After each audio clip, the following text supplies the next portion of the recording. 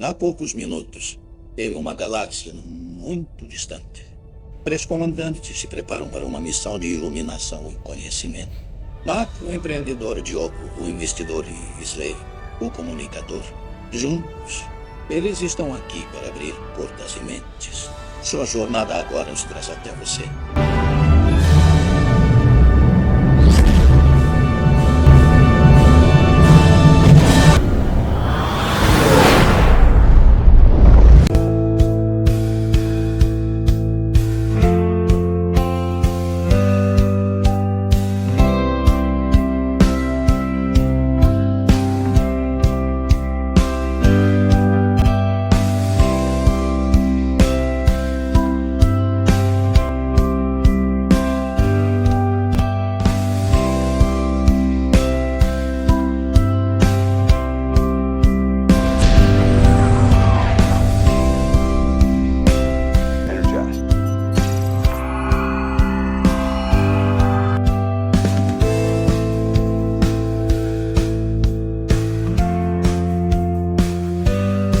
Sejam bem-vindos, exploradores, vida longa e próspera. Meu nome é Diogo Caetano. Estamos iniciando mais uma jornada de conhecimento e hoje nós iremos adentrar o mundo da pecuária, da agricultura, por que o preço da carne está subindo aí, preços estratosféricos, porque ainda vale a pena investir nessa área? E você, Mark, já comprou seu freezer para guardar as picanhas lá? Os freezer tá lá, falta só as picanhas e cada vez que eu vou no mercado o negócio tá mais longe.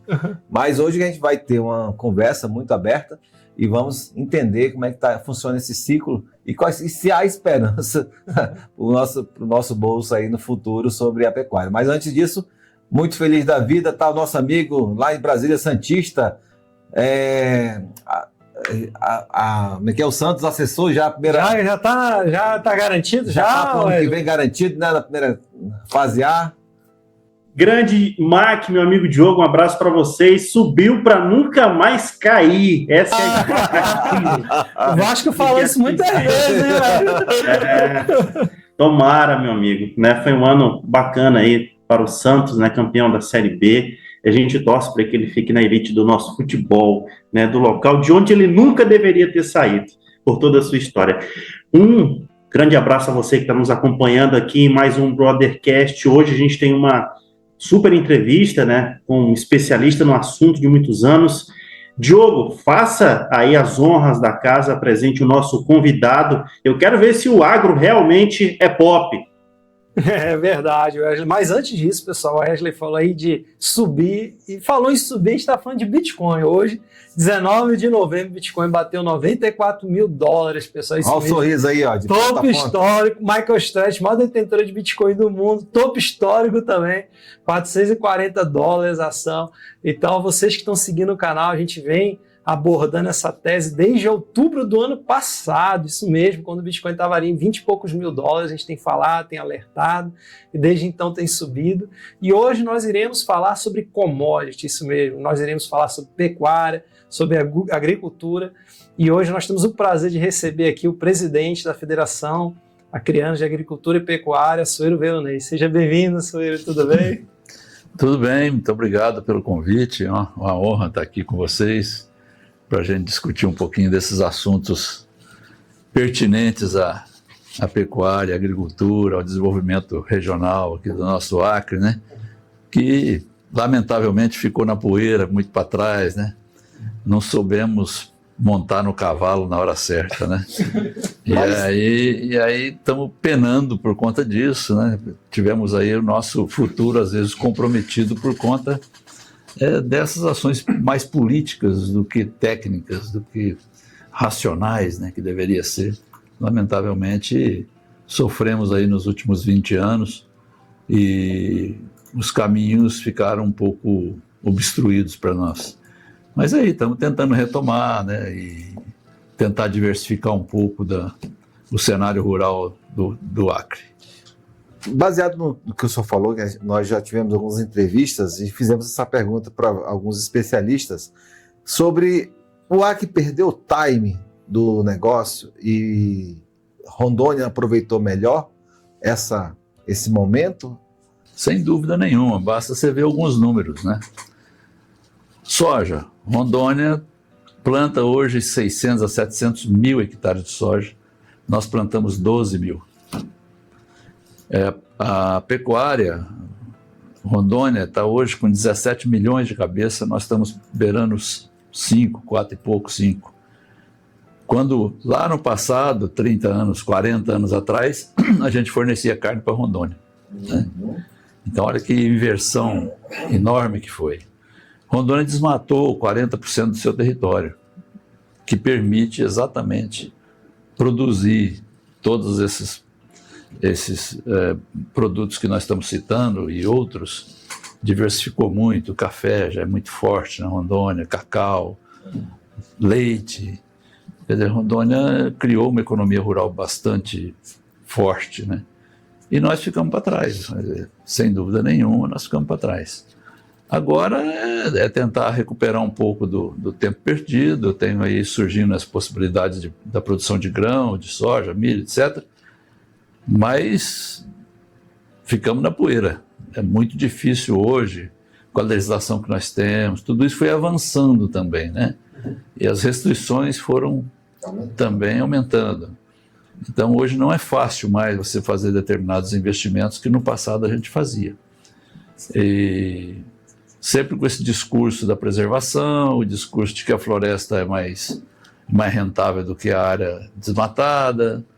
Quer dizer, foram, de certa forma, iludindo um pouco a população com esse discurso ambientalista, que não que a gente seja inimigo do meio ambiente, mas houve um exagero, né, na penalização da produção. Quer dizer, hoje, do jeito que as coisas estão, a gente está trabalhando, o governo hoje, principalmente o Ministério do Meio Ambiente e seus correlatos aí, IBAMA, etc., hoje tem uma visão muito mais punitiva, mais persecutória, mais, entendeu, de coibir as atividades agropecuárias do que efetivamente um projeto de desenvolvimento para a região.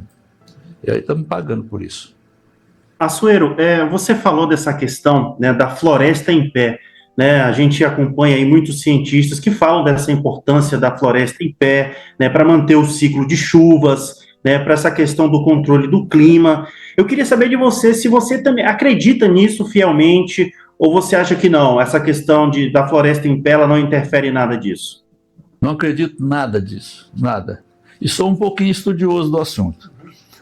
E te digo, eu acho que as mudanças climáticas, é perceptível que existem algumas coisas acontecendo, os eventos extremos, etc. E aí eu tenho duas explicações. A primeira é que hoje a comunicação avançou tanto que hoje acontece um terremoto lá de 5 pontos, lá no Turcomenistão, daí minutos nós estamos todo mundo sabendo já. Então, a comunicação avançou demais, né? Então a gente tem acesso a qualquer evento que acontece, quando antes a gente não tinha. Então achava que não existia, né? Esse é um ponto, mas estamos vendo alguns extremos. Mas, na minha opinião, as mudanças climáticas elas decorrem de forças e energias muito maiores do que essa questão da árvore, ou da vegetação, da floresta em pé, etc. São movimentos do Sol, de explosões solares, a atividade vulcânica suboceânica, né, que aquece as águas do Pacífico, né? Então, são forças muito maiores do que a ação humana, né? Eu não acho que a ação antrópica, que é a humana, seja responsável direta por isso. Se você analisar que a floresta amazônica todinha, toda a Amazônia, é 1% em tamanho da superfície da Terra. 1%. Será que... E a Amazônia foi desmatada em torno de 16%, 17%. Então, será que isso foi a causa de provocar as mudanças climáticas que nós estamos assistindo hoje? Eu não acredito nisso, né? Agora, então se criou-se essa santificação da árvore, né? Essa sacralização da árvore, E isso pegou. As pessoas acreditam realmente que funciona assim. Mas quando você analisa outros lugares no mundo onde aconteceu a ocupação humana e a destruição da vegetação nativa, mas normalmente, na maioria dos casos, a vegetação nativa ela é substituída. Você tira a floresta, mas você coloca capim, você coloca soja, você coloca milho, você coloca café, ou seja, você coloca área de produção, que também faz fotossíntese, né? Às vezes mais que a floresta, porque a floresta está estabilizada, ela é uma floresta clímax, ela já não faz tanta fotossíntese mais, porque ela está estabilizada. O que faz fotossíntese é crescimento da vegetação. Então, uma pastagem, por exemplo, que o boi come, ela cresce, isso ela está fazendo fotossíntese, portanto, captando CO2. Mas hoje a força da mídia, a força dos movimentos ambientalistas, as próprias universidades hoje que estão bastante contaminadas por esse movimento woke, né, que traz essa questão do politicamente correto, etc. Quer dizer, essa coisa foi bem vendida, né? Foi bem vendida. Então hoje a gente não consegue mais. Isso está entranhado já na mente das pessoas, né? O trabalho que é feito nas crianças, nas faculdades, nas escolas, de um modo geral. Então a gente não está conseguindo, de certa forma, contrapor todo esse movimento que cresceu muito, né? E que envolve, claro, muitos interesses econômicos, né? Muitos interesses econômicos. Muitos, e você tem aí uma necessidade alimentar absurda, e todo esse grupo precisa de alimento, mas parece que isso passa meio desapercebido sobre a necessidade de produção, que precisa aumentar espaço, não tem né, física. Mas nós esquecemos um fator muito importante na poluição do ar, que é o pum do boi. É isso que está acabando com Pois é feito meio um ambiente. documentário Netflix sobre isso. Realmente impacta. O boi, Tão absurdo, né? os puns estão acabando com o mundo. Isso, quando você faz as contas por gente séria, você vê que isso tem uma significação muito pequena, né? Essa questão do metano e tal, do pum do boi, né? Isso aí é muito mais folclore do que verdade científica, né? Mas essas coisas pegam, né? Então, Isso é engraçado. Você vê um documentário na Netflix e a pessoa fala sério, né? Desse lado a gente ri. E isso leva a um preconceito contra a pecuária, né? Então a pecuária às vezes é malhada e tal, porque os interesses são outros, não são exatamente esses. Mas você tem que criminalizar determinadas atividades justamente para dar resposta, para ir para esse enfrentamento que é mais político do que técnico. O senhor falou algo interessante sobre a segurança alimentar, né? O Brasil, não sei se ainda diz que era o celeiro do mundo, né? Apesar dessa legislação ambiental que foi muito agressiva, com o novo Código Florestal, né? Há ainda risco no mundo de falta de abastecimento de alimento por causa dessas políticas brasileiras ou não? Existem várias coisas que você tem que considerar, né? Uhum. Nós vamos continuar tendo liberdade para produzir, pelo menos naqueles 8% do Brasil que a gente produz alimento, tirando a pecuária, todo o resto do que se planta no Brasil, de alface a café, a floresta plantada, isso tudo é 8% do país. 8%. Né? Depois você tem mais 21, 22% de pecuária. Então você chega a 30% do país. Mas nós temos 66% do país de vegetação nativa. Nenhum país tem algo nem próximo disso. Uhum. Quando você fala de emissões de CO2, etc., dos gases do efeito estufa, etc., a China emite 33% do total emitido pelo mundo. Uhum. Estados Unidos, 17%. Só isso aí deu 50%. Uhum. Depois vem 8% para a China, 8% para a Índia, para lá, e o Brasil está com 2 e pouquinho. E parece que nós somos os causadores do desastre ambiental do mundo. Uhum. Né? Então, a produção de alimentos, ela cresceu com muito mais ênfase no desenvolvimento da tecnologia do que efetivamente na ocupação de novas áreas. né? Então, o Brasil tem área de sobra, né? Nós temos uma legislação ambiental a mais grávida, a mais severa do mundo, né? O Código Florestal Brasileiro, onde hoje nós temos que deixar 80% das nossas propriedades intocáveis, né? Como reserva legal. Nenhum lugar do mundo tem algo parecido, né? Tem algo parecido. E para onde o mundo vai precisar produzir alimentos? Além das tecnologias que vão desenvolvendo produtos e aumentando produtividade, mas nós não temos muito lugar no mundo para expandir. O Brasil ainda tem, né? Apesar de todas as dificuldades que nós temos hoje, mas é possível ainda, né? Tem muita área que poderia ser usada, especialmente na Amazônia, sem desmatar a Amazônia toda, não. Seria intensificar o uso nessa fralda de Amazônia que a gente conhece aqui, né? Que pega lá do sul do Maranhão, sul do Pará, nortão do Mato Grosso, sul do Amazonas, Rondônia e Acre. Essa faixa que tem aí 1 milhão de produtores já trabalhando, já existentes aí, depende muito mais de infraestrutura, de mais estradas, de energia, disso, daquilo, né? De logística e tal. Mas então, nós não temos muito onde. Na Europa não tem mais nada para produzir, nos Estados Unidos não tem, né?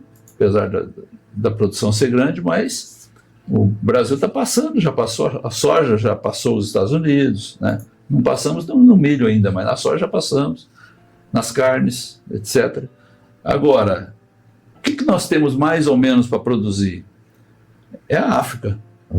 E a China já está lá dentro da África, mas a África, apesar dela ter a parte tropical dela, né, que é equivalente à nossa, você pode transpor, né, exportar a tecnologia para eles, você pode usar essas áreas, né, para produção, porque com investimento, com conhecimento de tecnologia, etc., é possível fazer na África, mais ou menos. Mais ou menos. Por que mais ou menos?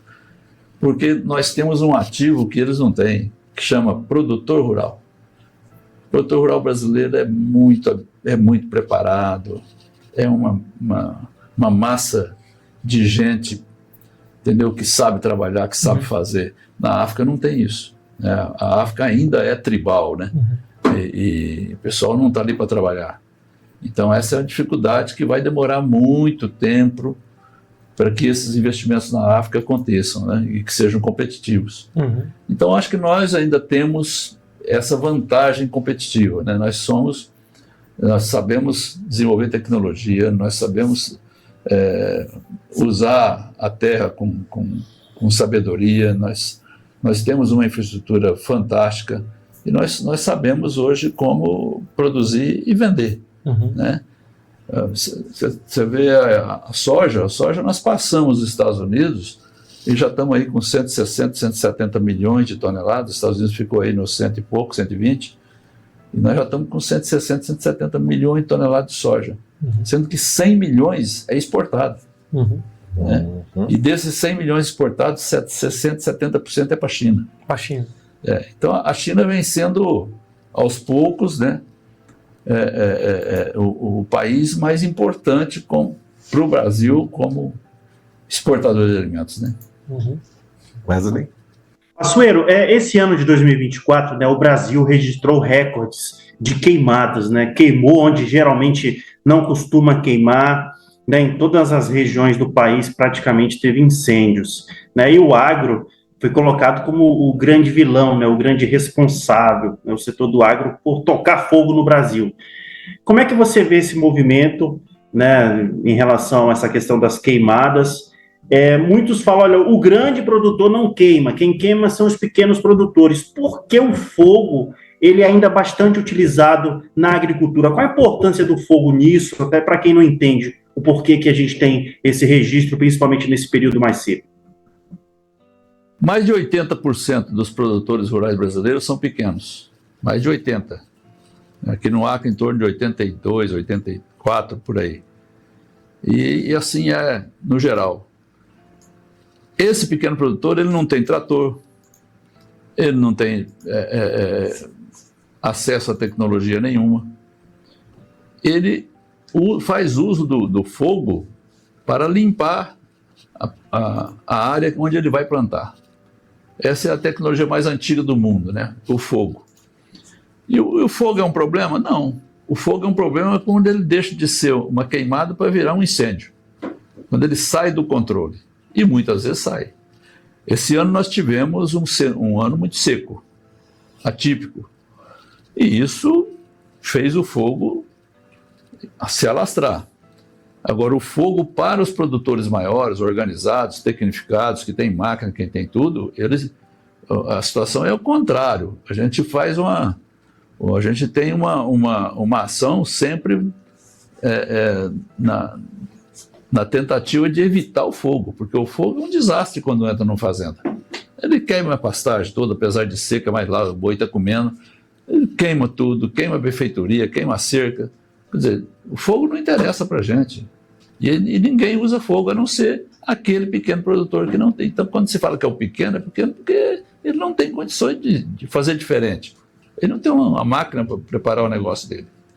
Esse é um ponto. Agora, tem denúncias de que houve fogo ateado por pessoas criminosas mesmo, igual ocorreu lá em São Paulo, nos canaviais de São Paulo e tal, né, que foi identificado.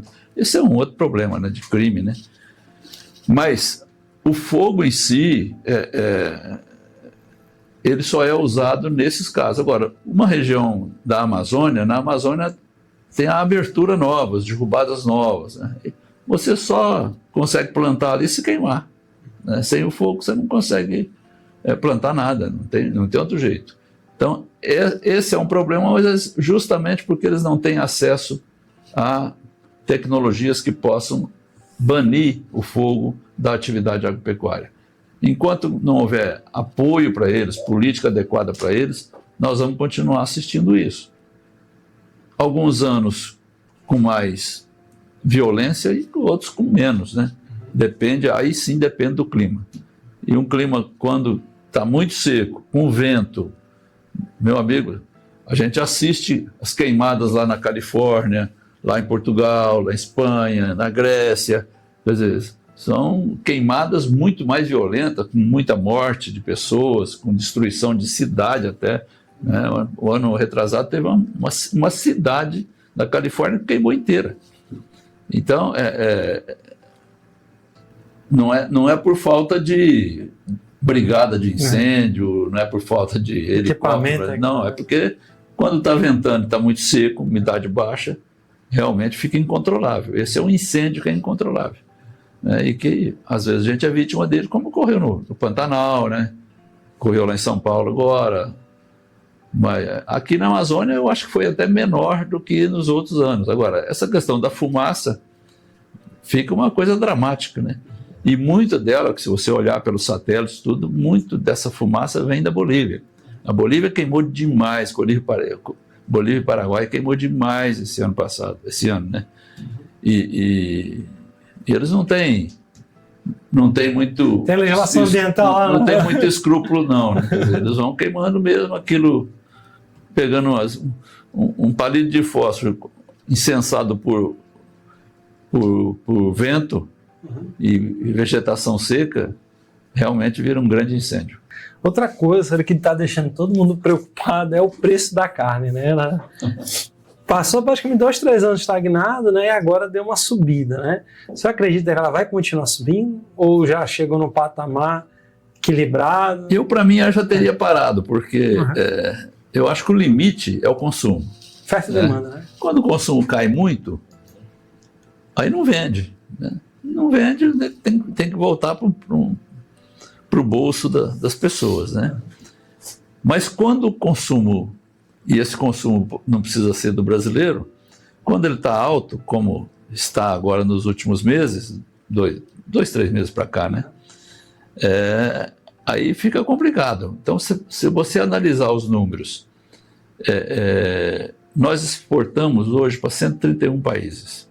Aumentamos 22 países nos últimos anos. E a gente exporta, no mês de setembro agora, nós tivemos o recorde da história de venda de exportação de carne bovina. Quem come? 58% é para a China. Então, a China, quando você analisa a China, mexe com tudo, né? Porque o consumo é muito grande, é muita gente, é um país que está incorporando pessoas no mercado de trabalho, incorporando pessoas na zona urbana, trazendo no meio rural. Quer dizer, esse crescimento esplendoroso da China, eu tive lá esse ano, e eu já tive lá 4 vezes, é impressionante o que virou a China, né? Eu conheci a China lá na década de 90, que era a China comunista ainda, naqueles quarteirões cinzas, baixos, de 4, 5 andares, né? A maioria na rua era bicicleta, aquela China comunista, as pessoas vestindo aquela roupa determina pelo mal, né? Mas o mal não é um mal com L, é um mal com Mao Tse Tung. E você vai hoje em Pequim, em Xangai, você pensa que está em Nova York, é um negócio espetacular, né? Então, essa mudança foi muito grande. E esse pessoal passou a comer, pô. É 1,4 bilhão de habitantes, né? E a Ásia, de um modo geral, está crescendo. A Ásia, de um modo... A Índia, né? O pessoal falou que está tendo êxodo rural de lá. Índia, Indonésia, Vietnã, Camboja, aquela região do Sudeste Asiático. Isso tudo, Coreia, isso tudo entrou. Leva o preço da carne. Entendeu? Então, a carne continua vendendo, aumentou muito a exportação. Nós sempre exportamos em torno de 25% da nossa produção. Nós estamos em 40% agora. Dobrou então. Então aumentou muito. Agora, nós temos que, analisando aqui a situação local, quer dizer, a gente fala muito do ciclo da pecuária. O que é o ciclo da pecuária? Quando o bezerro estava valorizado, lá atrás, muita gente aqui, os doutores da cidade, tal, com dinheirinho sobrando, não vou comprar bezerro, né? Todo mundo, né? Servidor público, todo mundo. Aí bezerro subiu. É aquela velha história do mercado, né? Seguia pelo preço. Subiu, o cara não matava as vacas mais, aquelas vacas que era descarte, né? Não descarta mais, segura porque vai ter um bezerro. Então foi aumentando o rebanho. Foi aumentando o rebanho. Né? E aí, esse bezerro vai virar o quê? Boi gordo, lá na frente. Aí vira um excesso de boi gordo, aí caiu o preço, porque havia um excesso. Aí isso foi aumentando, essa exportação que eu estou falando, foi diminuindo o estoque de boi gordo, a coisa começa a valorizar de novo. Então agora o bezerro que estava valendo R$1.000, hoje já está valendo R$2.000. Aí o que vai acontecer? Vai todo mundo o pessoal vai segurar as vacas de novo. Porque lá quando o bezerro caiu para R$1.000, todo mundo matava as vacas. Matava as vacas, ia para o frigorífico. Né? Pra você ter uma ideia, no normal, o mercado mais equilibrado, a gente é abatido nos frigoríficos, se você fizer um levantamento, em torno de 40%, 45% é fêmea, é vaca. Isso é normal. Nessa época que vaca estava valorizado, matava 25%, 27%. O cara segurando. E agora, quando resolve o pessoal, o bezerro desvalorizou e a vaca também, aí chegou a 67%, 70% de abate aí no frigorífico de vaca. Claro, abate 70% das vacas, daqui a pouco vai faltar vaca. Consequentemente, vai faltar bezerro. Consequentemente, vai faltar boi gordo depois. Então, é esse ciclo, essa roda que gira. Né? Então, era super previsível que ia subir. Super previsível. Tanto que virou uma guerra atrás de pasto, arrendamento de pasto e tal. Já não tinha mais. Né? O cara às vezes tinha dinheiro para comprar os bezerros, porque sabia que ia subir, mas não tinha onde pôr. Né? Mas é isso. Então nós estamos vivendo um momento de alta. Talvez o Lula vai trazer as picanhas que você está esperando, né? Não sei, mas... Tô esperando. Agora, já estou no contrafilé. E eu tô esperando. Mas, ó, Silveira, é interessante que há pouco tempo agora eu fui Ceará, né? Fortaleza. Meu Deus do céu, nós acrianos comemos muito bem. Comemos a melhor carne do mundo, porque eu não sentia a mesmo paladar de carne lá fora. Eu não sei lá em Brasília, lá com Wesley, né, tá perto do Lula, Mas, cara, é um negócio meio artificial. Por que o nosso boi é tão gostoso, Sueli? Pasto. É boi verde, né? É boi de pasto. Esse é o nosso diferencial de competitividade, eu acho. O dia que a gente tiver a capacidade e a inteligência de vender sabor na carne, aí nós vamos. Aí é bonito, porque ainda a gente não incorporou essa variável, né? De vender o sabor. Mas realmente é diferente. Eu estava em Portugal agora, cheguei sábado. A Laurinha estava comigo, minha filha. Ela não gostava muito do negócio de bacalhau e tal, né? Aí, a primeira carne que ela foi comer lá, não conseguiu comer. Porque lá é pior ainda, porque a carne dos Estados Unidos, você vai lá, é uma carne maravilhosa, assim, para se ver. Porque é super tenra, né? Muito macia, tudo. Mas o sabor é muito ruim. Porque é um boi. Como é que funciona nos Estados Unidos e na Europa? O bezerrinho saiu da vaca, já vai para o confinamento. Ele vai comer ração, ele não sabe nem o que é pasto. Houve uma mudança da dieta dele. Né? Uhum. Então, isso que ele come interfere. Né? A vaca leiteira, o leite, sofre modificação a partir do que a vaca está comendo. Né? E assim vai. Né? Um frango caipira, um frango de granja, é a mesma coisa. Funciona dessa forma. Então você quer transformar um animal ruminante por um animal monogástrico, a gente chama, né?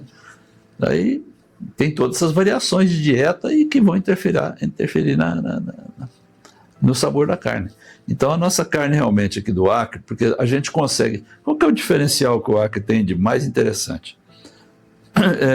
A gente consegue fazer um boi gordo para abate, com gordura, tudo, em 3 anos, quando lá no sul, para você fazer com 3 anos, ou 2 anos e meio, tal, que é o ideal, você tem que botar o bicho no coxo para comer ração. Ele come pasto mais ração, a maioria no Brasil Central aí, né? O maior produtor de pecuária é Mato Grosso. Então, esse boi, ele come uma parte da vida dele, nem que seja os últimos 3 meses, para dar o acabamento, que a gente chama, que é gordura, que é a gordura da maciez na carne. Então, ele come um pouco de ração e isso vai mudar um pouco a comida. Até o frango, né? O frango, com certeza, né? Mas o ovo, né? O ovo é diferente. Então, isso interfere no sabor. Então, é o que eu falei, se a gente conseguisse vender sabor, porque a carne do Acre realmente é diferente. Você vem amigos da gente de São Paulo que vem aqui, vai comer, mas... Né? Ô, Assuero, tem uma conversa no Acre, né, de que vocês, pecuaristas, deixam as piores carnes, ficam no Acre, e o filé vai para fora. Eu queria saber até que ponto isso é verdade, se isso é mito, se isso é lenda. Explica pra gente essa conversa que é muito difundida no Acre. Mas a gente só come vaca aqui. Não, a gente come os touros, as vacas vai. Rapaz, uma picanha de vaca é bom demais. Olha, é meia verdade. Mas é mercado. É mercado. Nós temos uma renda per capita muito baixa, na média da população acreana, né? Então, para você vender carne mais barata, muitas vezes é a carne de vaca. Isso não quer dizer que é uma vaca ruim, não, que vaca é ruim. Eu mesmo como muita vaca que eu mato lá na fazenda, trago para cá, eu gosto, acho a mesma coisa. Para mim não muda muito, não muda nada praticamente. Apenas o boi ele dá mais rendimento da carcaça, as peças são maiores e tudo mais. Mas não há tanta diferença assim, a não ser com a vaca magra, vaca velha. A gente não mata a vaca velha, a gente tira 2, 3, 4 crias já abate, não tem vaca. Mas tem esse mito, né, de que aqui a gente leva o que é bom embora e... Você falou que aqui tem Angus, tem Senepol, e a gente só come Nelore, é verdade? tem essas coisas, quer dizer, a raça, né, a raça... Então, quando a gente vê aqueles bois pretos, nos pastos, aquilo é Aberdeen Angus, é uma raça inglesa muito antiga, desenvolvida na região da Escócia. E esses animais, eles têm uma característica interessante, né, que é produzir uma carne mais macia e mais saborosa, porque ele faz uma coisa que a gente chama de marmoreio, ou seja, é gordura entranhada dentro da carne. E a gente, só que são animais adaptados a regiões mais frias, então a gente não consegue trazê-los para a Amazônia assim, para reprodução normal. Quer dizer, se trazer touros, por exemplo, tem que ser tudo por inseminação artificial, etc. E tem que ser cruzados. Você cruza um Aberdeen com um Nelore, então você tem um meio sangue, e esse meio sangue tem resistência para engorda aqui, né? Então ele é muito mais precoce, ele chega muito mais cedo. Uma novilha, por exemplo, para ser inseminada, ela precisa de 2 anos, uma Nelore. Já uma dessas meio sangue com Aberdeen, 14, 15 meses ela já está prenhe.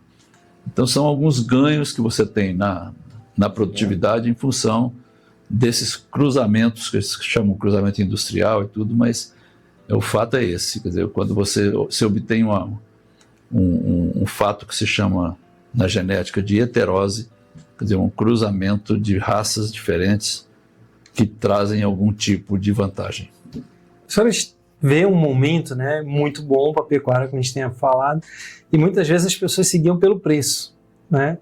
E às vezes vendem tudo que tem, às vezes sem experiência entra nesse mercado.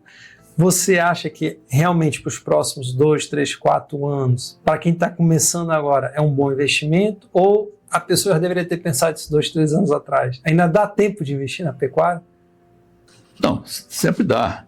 O momento agora, que deve durar algum tempinho, não sei quanto, os preços estão muito elevados, né?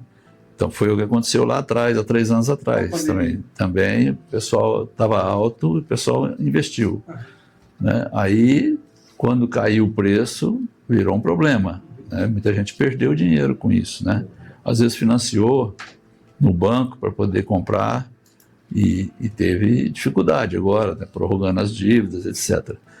Então, esse custo-oportunidade, a gente tem que saber mais ou menos, conhecer um pouco do mercado, né? Conhecer da atividade, porque não é uma coisa assim, não é só comprar, botar lá no pasto e vai dar tudo certo, não é assim, né? Toda atividade precisa de conhecimento, precisa de conhecimento técnico, tal, ou comprar o conhecimento, né? Ter assistência técnica, etc. Tal. Então, não é uma coisa simples também a se achar que vai virar um bom negócio simplesmente você jogando lá de qualquer jeito. Tem uma máxima no investimento, né, que ele fala assim, compre ao som de canhões e venda ao som de violinos, né? Sim. Aí geralmente a pessoa compra ao som de violinos, que está agora, e aí depois quando vê os canhões ele quer vender no prejuízo, né? É a camada de sentimento. A gente vê muitos aí sites de técnicos, né, dando palpite sobre isso, sobre aquilo, e a gente vê o tanto que eles erram, né? Então todo mundo quer acertar, mas o problema da previsibilidade é complicado, né? Então é igual soja, todos que entraram aí, inclusive eu, a soja estava R$200 um saco de soja, né? Era um negocião, caiu para 170, ainda estava bom demais, né? Ganha dinheiro para burro, porque só que hoje é 120, com o perigo de baixar de 100, né? Aí é um desastre. E aí, como fazer isso? Você pode ouvir os analistas, cada um dá um chute, faz, mas na verdade a coisa não é matemática, né? Então é uma série de variáveis que compõem o preço. Começa lá de Chicago, né? Bolsa de Chicago, vem a safra americana, quanto que foi, se foi boa, se não foi, depois vem a safra brasileira, choveu ou não choveu, quanto que colheu, aí vem a Argentina, o fator Argentina, aí fator China principalmente. Agora, o dia que saiu o resultado da eleição americana, que o Trump ganhou, no mesmo dia subiu R$5 na saca de soja. Por quê? Porque tem uma previsão, né, acredita-se que o Trump vai endurecer um pouco o jogo com a China. E aí Vai sobrar um pouco mais vai pra sobrar gente. mais para nós, vai melhorar para a gente. Então, mas é tudo especulação, né? O senhor acha que vale mais a pena, por exemplo, você investir na agricultura ou na pecuária por meio de instrumentos financeiros, como um contrato futuro, um ETF? Ou o senhor acha mais arriscado do que plantar, ou então criar um gado? Não, a gente tem que trabalhar com todos os instrumentos que existem, né? Saber usar, né, esses instrumentos, né? Tem alguns instrumentos que são mais complicados, preço futuro. Por exemplo, eu uso travar, que a gente chama de travar. Um hedge, né? É. Você opera vendido para... Eu travo uma parte da soja, normalmente até o meu custo, eu travo quando eu vejo que tem uma oportunidade de preço melhor, né? Mas é apostando no preço, tá vendo, né? Aí, semana passada, eu falei isso aí do Trump e tal, aí eu peguei e travei um tanto, né? Não, no outro dia já caiu, mas a minha está travada naquele preço. Aí eu vou entregar ela só quando colher, lá em abril, março, abril, eu entrego, mas eu já garanti esse preço aqui, né?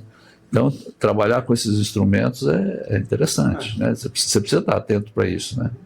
E está bem antenado. O senhor acredita que é melhor hoje no Acre, né? Agricultura ou pecuária, pelo momento que você está vendo?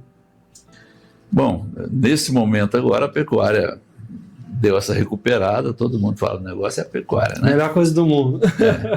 Porque é o seguinte, em condições normais de temperatura e pressão, a agricultura, apesar do maior risco, mas é mais rentável, né? Com 4 meses você colhe. E aí mais 4 meses você colhe outra safra, aí no caso de milho. E depois ainda sobra mais 3, 4 meses para você fazer pecuária naquele local.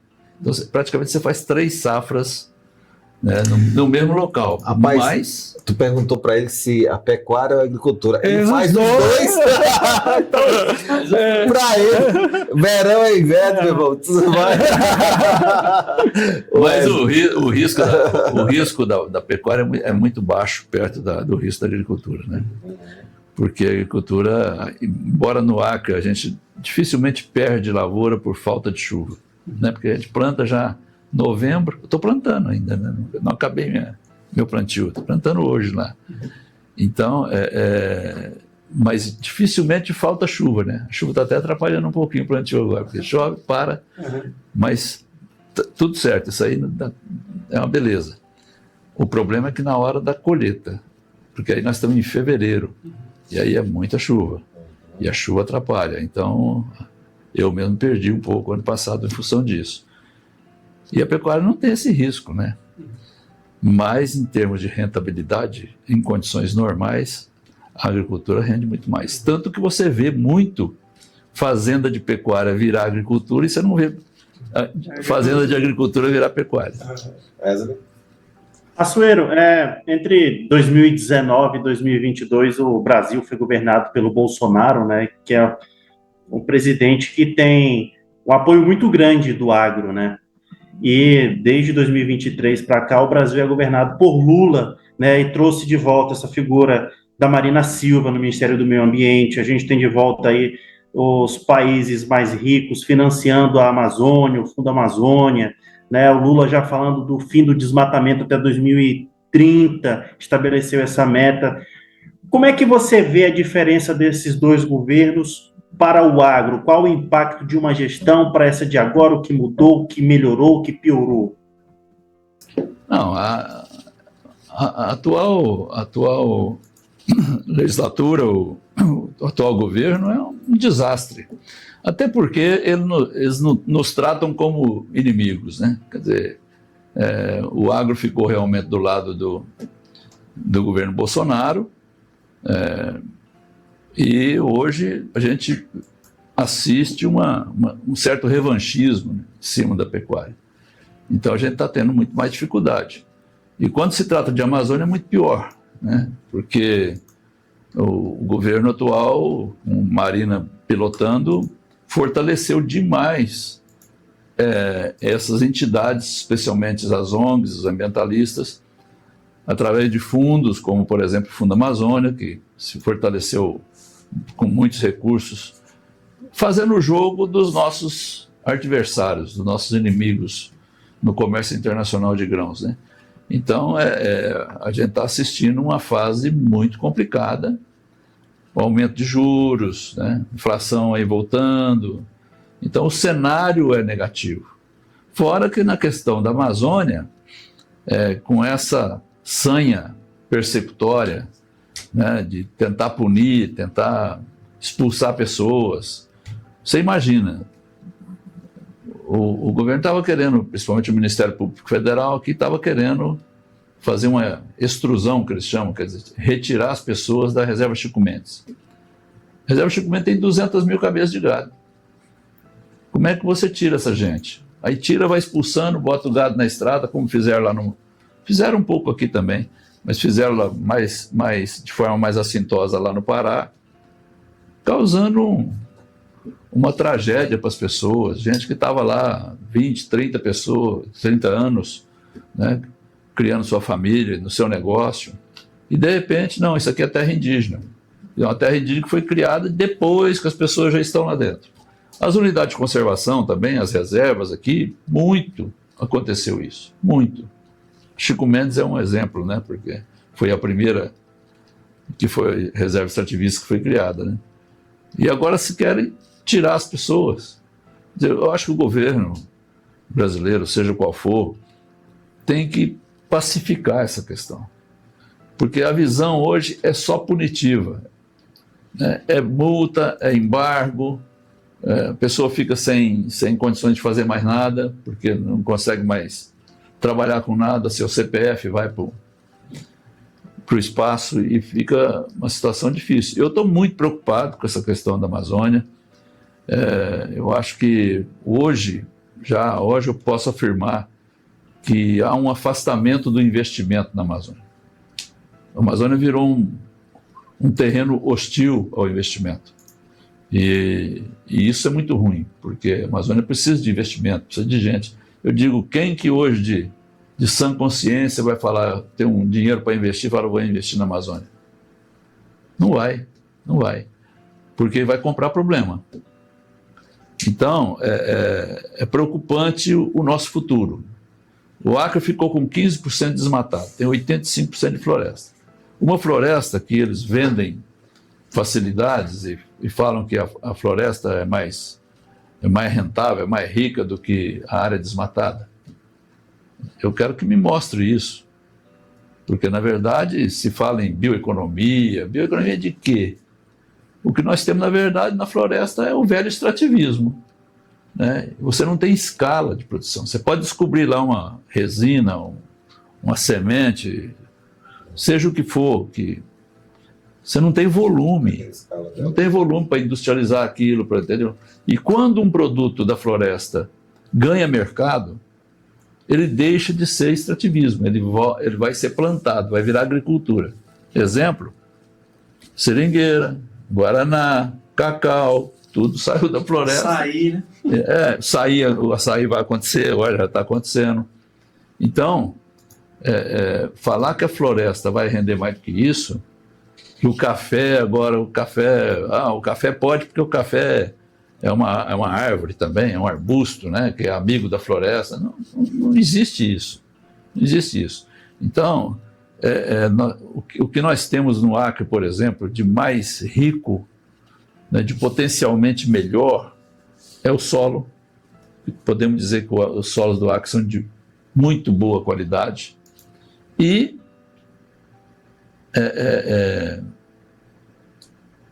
que eu estava falando, o solo, que é o melhor, e o clima. O clima do Acre é espetacular. Isso aqui é uma estufa para produzir. A gente planta soja que no primeiro ano já produz, porque o pessoal lá do Centro-Oeste demora 3, 4, 5 anos plantando naquela mesma área para produzir o que a gente produz no primeiro ano aqui.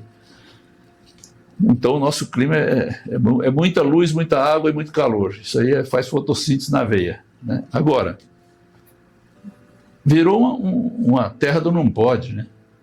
Então, a gente tem que pensar muito. Eu fico preocupado porque eu vim para cá há 45 anos e eu vim naquele chamamento nacional que houve naquela época para ocupar a Amazônia e tudo mais. E hoje eu estou vendo o meu neto, meu filho não, que ficou aqui, está lá comigo, trabalhando comigo. Mas o meu neto tem que fazer eu, no meu caso, ainda tenho um patrimônio e tal, tenho um neto só, mas ele está nos Estados Unidos. Ele não está aqui. E a maioria, eu vejo de muitos amigos aqui, a juventude está se formando aqui, porque tem as faculdades, mas tem que ir embora. Não tem emprego. Então, é preciso ver isso, né? Você vê a turma indo tudo aí para Santa Catarina, para não sei aonde, então, porque não tem oportunidade de trabalho. Não tem oportunidade por quê? Porque a economia é fraca. A economia é fraca por quê? Porque já não produz. Não produz porque não tem área disponível para produzir. Né? E não tem gente para consumir, porque as que tem já estão saindo embora, né? Aí fica inventando coisa, né? De vez em quando inventa uma moda nova, né? Assim, Mas e só aconteceu aí da gente diversificar com a soja e com o milho, e agora o café está expandindo, mas porque aconteceu a hidrovia do Madeira. A hidrovia do Madeira foi fundamental, porque a gente tinha que produzir soja aqui para entregar em Santos ou Paranaguá. Era impossível. Agora você entrega em Porto Velho. Então por isso que a soja entrou aqui. Né? Açoeiro, muito se fala e muito se diz, foi feita algumas ações dentro do governo para mudar e aumentar a produção e trabalhar a agricultura no Acre. E aí foi dado equipamentos, tratores, foi feito um fomento, mas não se viu o impacto de fato e de direito nesse setor. Afinal de contas, na visão de um produtor, o que está faltando da política para que haja um start, haja um mover, uma explosão dentro da nossa agricultura em geral? Que políticas poderiam ser implementadas? Eu acho que tem 3 políticas que eu poderia chamar de macro, né? Eu acho que estrada. Sem estrada, ramal, trafegava o ano todo, você não tem como trazer aquele produtor pequeno que está afastado do eixo da rodovia, do asfalto, ele não tem como plantar soja, milho, porque ele não tem como escoar. Ali não entra carreta nessa época de chuva agora, e a colheita é na época da chuva. Não entra carreta, as pontes não passa carreta, não passa coletadeiro, não passa nada. Então, uma política de resolver essas coisas, nós temos até discutido essa questão de pontes, fazer as pontes bem acabadas, de concreto, tudo, com largura adequada e tudo. O outro é energia. Sem energia, esquece. E, por último, estou falando das macro, é o armazenamento. Secador e silos e tal para armazenar. Esse é um ponto. Agora, existem as outras coisas que às vezes não funcionam, né? Que é, por exemplo, assistência técnica. O produtor precisa de quem ensine para ele como fazer as coisas, né? Nesse mundo digital aí, nesse mundo que se transforma rapidamente, que as tecnologias estão aí toda hora, inovação, entendeu? Então, você tem que estar antenado com isso. Né? Eu, por exemplo, não pode ser um exemplo, um produtor do meu tamanho, mas a gente tem que estar na ponta da tecnologia, na ponta, no conhecimento, que é toda hora inovador, toda hora tem coisa nova. Né? Então eu já trabalho com drone, com as coletadeiras mais avançadas que tem, cheio de sensores, cheio de... Inteligência artificial. Entendeu? É desse jeito. Mas... E o governo também não pode ser dono de máquina. Então, por isso que eu já acho que a grande saída, e que a gente vê no Paraná, Santa Catarina, Rio Grande do Sul, Goiás, são as cooperativas de produtor. Cooperativa de produção de grão. Então, aqui a Cooperac, que trabalha com produtos extrativistas, está funcionando, está indo bem. Né? Mas uma cooperativa de grãos, porque o pequeno ele precisa ter onde vender o produto dele, tem que ter onde fornece os insumos para ele plantar, porque muitas vezes ele não tem acesso ao crédito, etc. Então falta políticas adequadas para que isso avance, para que isso mude esse quadro. Né? Está se fazendo um trabalho bom na questão do café, né? Não sei o que vai acontecer lá na frente, mas é uma coisa que está dando certo, né? Mas para você incorporar nesse sistema de produção, incorporar grãos, soja, milho e tudo, você precisa de ter essas coisas que eu falei. O milho nós já somos autossuficientes em milho. Nós importávamos tudo do Mato Grosso. Opa, isso aí é o Bocalu gosta de ouvir. Agora nós já temos milho, né? Isso propicia o quê? Suíno, nós temos aquele polo lá em Brasileia, de suíno, já estamos exportando, né? Atingindo mercados interessantes aqui, né? Que são os nossos vizinhos aí, que gostam do chancho, né? E também a avicultura, né? Já temos, porque o milho propicia isso, né? É melhor você usar o milho daqui do que trazer do Mato Grosso. E por aí vai, quer dizer, a gente precisa... A produção gera uma série de atividades correlatas decorrentes dessa produção que são fundamental para crescer. Agora, sempre a gente vai ter a limitação de ter volume, de ter escala, porque nós ficamos pequenos, né? E nós ficamos e vamos ficar pequenos, porque hoje a questão ambiental é tão séria, tão complicada, que a gente não vai avançar. Esses pequenos desmatamentos irregulares, ilegais que acontecem aí, isso não vai ser o suficiente para aumentar a área de produção do Acre, né? Então nós, por razões históricas aí, especialmente políticas, nós não avançamos igual Rondônia avançou. Porque se a gente tivesse aí uns 40% também igual Rondônia desmatado, a gente teria uma área disponível muito maior e, portanto, mais produção, né? E a economia mais forte, escala, teria a indústria, né? Estaria pronta para se instalar, porque tinha matéria-prima, e vai por aí. O senhor falou de tecnologia, né? Qual foi a mais disruptiva no campo? Foi a drone, a Starlink agora, inteligência artificial? O que o senhor vê assim que impulsionou? Tudo vai somando, né? Tudo vai somando, mas eu acho que os trabalhos de desenvolvimento de variedades de produtos, seja na pecuária, né? O que avançou, o desenvolvimento genético da pecuária, depois a questão das variedades que foram desenvolvidas aí de soja, milho, tudo isso vai. O próprio café, o café aqui não produzia, porque vinha o tal do café arábica, né? E o arábica precisa ter altitude, nós não temos altitude. Aí trabalhava com esse conilon, mas o conilon tinha um baixo preço no mercado e tudo mais. Hoje isso mudou, porque o pessoal foi investindo em pesquisa e tal, identificando variedades mais produtivas, etc. Hoje o conilon está valorizado também, o mercado demandando muito café. Eu falo que o pequeno produtor tem 3 negócios para ele fazer que eu acho muito interessante. Que ele tem tecnologia, conhecimento para fazer, ele tem mercado mundial e isso dá uma segurança para o produtor pequeno, para fixar ele para ele ter renda. Um é o café.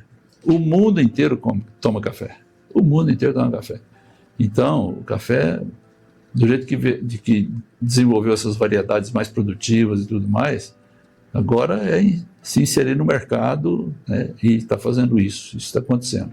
O outro é o cacau. O mundo inteiro come chocolate, né? E tem as tecnologias próprias já desenvolvidas para isso. E o terceiro, arriscaria dizer que é o açaí. Porque o açaí, o mundo está querendo esse troço também. Esse dia eu estava lá em Portugal, estava lá uma barraquinha vendendo açaí. Sai da Amazônia. Em todo local. Vai no Japão, mesma coisa. Então, agora, ele ainda é muito fruto do extrativismo. Ele precisa ser desenvolvido mais geneticamente, mais variedades, né? Mas Deus estava muito de bom humor quando ele fez o açaí. Muito bom, é muito bom. Caramba. Para a gente encerrar a nossa entrevista, né? Eleição 2026, né? Estados Unidos, como o senhor falou, né? Trump ganhou, voltou para a extrema-direita. O senhor acha que tem essa probabilidade no Brasil em 2026 ter essa guinada para a direita ou mais centro-direita ali com Tarcísio?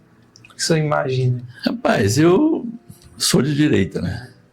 E eu espero muito que a gente consiga mudar, né? Eu acho que o Brasil, nesse caminho que está, não vai. E a gente tem expectativa de uma mudança. Não é fácil, né? O cenário ainda é meio incerto, né? Conturbado. Tem essa questão do Bolsonaro, da inelegibilidade, que a gente sabe do absurdo que é essa questão, mas a decisão está tomada pelo TSE, né? Vamos ver o que acontece para frente e quem será o representante da direita, mas era muito importante a gente dar essa virada de chave, especialmente agora com o que aconteceu nos Estados Unidos, né? Então nós teremos uma parceria. Você tem alguma dúvida que a Argentina vai mudar agora? Não. Entendeu? Então, para a gente, eu acho que era fundamental essa mudança para que a gente consiga avançar, sabe? Eu acho que o país precisa de ter... Estagnados. Nós estamos vivendo um governo que só gasta, né? Que fez muito pouco por qualquer avanço em nenhum setor, né? Melhorou muito para a Janja, né? A Janja está ficando rica, famosa, mas o Brasil, de um modo geral, passa por um momento delicado, complicado, e descrédito no exterior. Eu acho que perdeu muito também. A diplomacia brasileira teve um desgaste muito grande pelas bobagens que o presidente fala. E criou-se, sim, sem dúvida, essa vitória do Trump criou uma precedente, né? E uma expectativa, né? Eu acho que vamos ver o que acontece nesse mundo, né? Nas eleições. Né? Você falava interessante, assim, que, por exemplo, o mercado acionário é um indicador antecedente da economia. Você pega o mercado acionário, cara, está lateralizado, né? Desde que o Lula ganhou, sobe aí para 128, 130 mil pontos, cai para 127, porque ali reflete a economia, o país, as áreas produtivas no Brasil. E realmente o Brasil, desde 2022, 2023, está estagnado. Né? Eu acho que se o Bolsonaro não perde a eleição, nós tínhamos outro país hoje, né? Porque vinha com uma coisa mais organizada, né? Quer dizer, as finanças públicas com uma perspectiva melhor, né? Paulo Guedes, né? E sem dúvida nenhuma foi um retrocesso. Então nós precisamos retomar isso, né? Para trazer, inclusive, esperança para nós todos. O agro da direita. E a Amazônia poder merecer uma política mais de respeito para a gente, porque eu falo que a Amazônia é tida como a região mais rica potencialmente do país, né? Todo mundo fala isso. A região mais rica é a Amazônia. Mas tem a população mais pobre da Amazônia, né? Os piores IDHs, está tudo na Amazônia. E hoje, e com um problema, quer dizer, além do Estado brasileiro, que é o que menos manda, hoje nós temos 2 estados paralelos na Amazônia. Um das ONGs, muito fortalecidos, gastando muito dinheiro e mandando. Ditam a regra de tudo. E pior que as ONGs, não, acho que não é pior não, as ONGs é muito ruim, mas o narcotráfico. Que tá tomando conta. Então nós temos... A Zong é pior.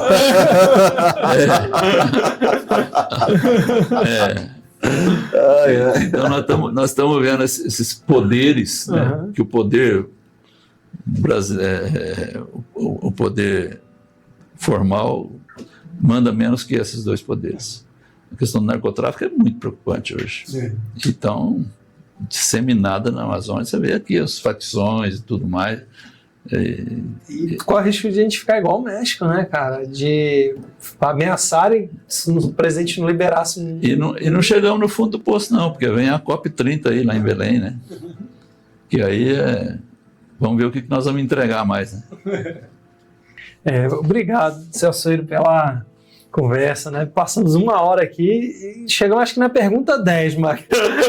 Tô te falando que aí a gente se esforça, mas claro, não consegue. Tem que ser gente que fala muito, fala pouco, né? Eu falei muito.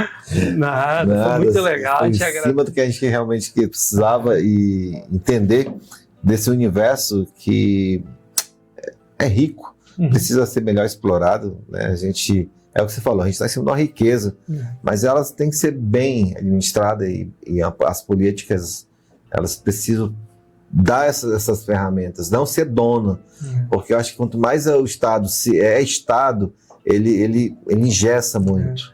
O mercado é eficiente. Quando se fala em biodiversidade, é muito bonito se ver com a pesquisa, para isso, para aquilo, mas eu quero ver como é que você faz dinheiro disso. Né? Esse é um problema. E sabidamente, além do potencial da província mineral fantástica que é a Amazônia, que todo mundo sabe disso, mas que não pode explorar, porque está tudo na ilegalidade, tudo na clandestinidade, quer dizer, o governo não tem uma política adequada para resolver essa questão, até dentro das reservas indígenas, né? Agora nós estamos comprando 95% do potássio. Né? Quando a gente planta soja, a gente tem o tal do NPK, né? Nitrogênio, fósforo e potássio. O potássio, o Brasil importa 95%. Da Rússia, não? Da Rússia? Né? Não, principalmente do Canadá. A Rússia também, mas mais é o Canadá. E ela vem do Canadá de jazidas, a produção desse potássio exportado vem dentro de reserva indígena. Tudo legalizado, tudo bonitinho. Agora nós temos uma mina de potássio aqui em Altazes, Amazonas, quase na foz do Madeira, que é um negócio fantástico. Já fizeram a avaliação, dá para 200 e tantos anos de uso.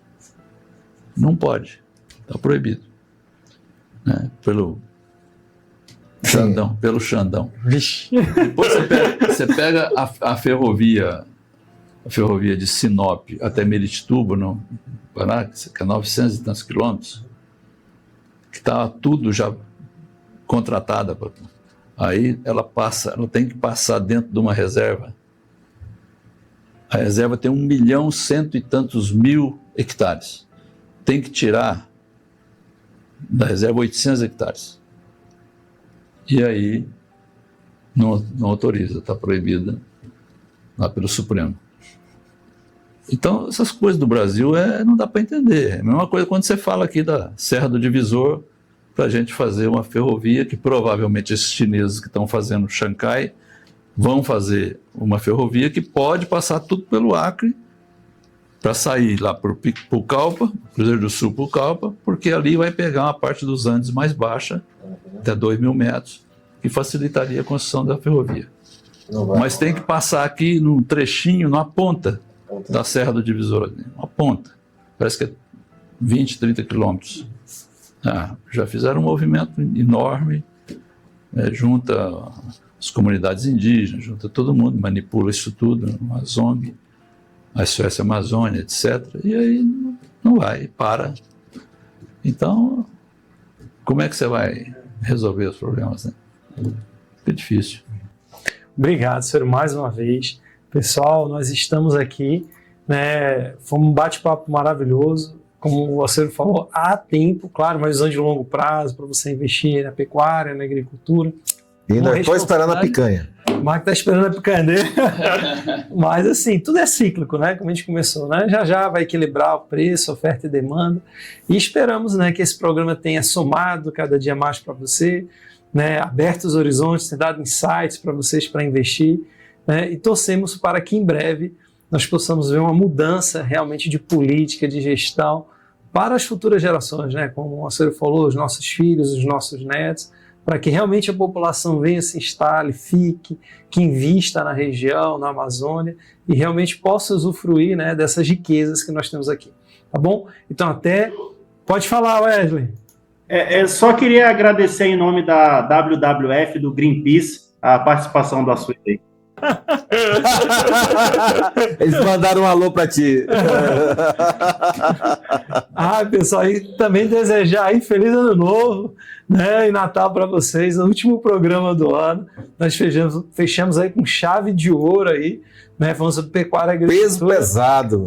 1 ano de canal, né, com o presidente da Federação Agricultura e Pecuária do Acre, e as portas estão abertas, né? Voltamos aqui para falar de política, de economia, de investimentos. A repercussão vem depois, né? Então tá bom, pessoal. Fiquem com Deus. Até a próxima semana. Vida longa e próspera. Tchau.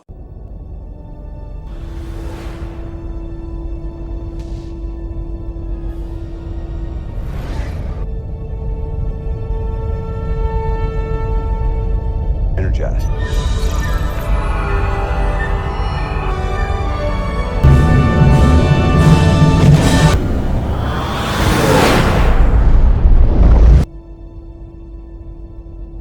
Encerramos agora nossa jornada. Mantenham suas mentes curiosas e seus espíritos elevados até nosso próximo encontro. Broadcast volta na próxima semana. Aguardem-me. Vida longa e prospera.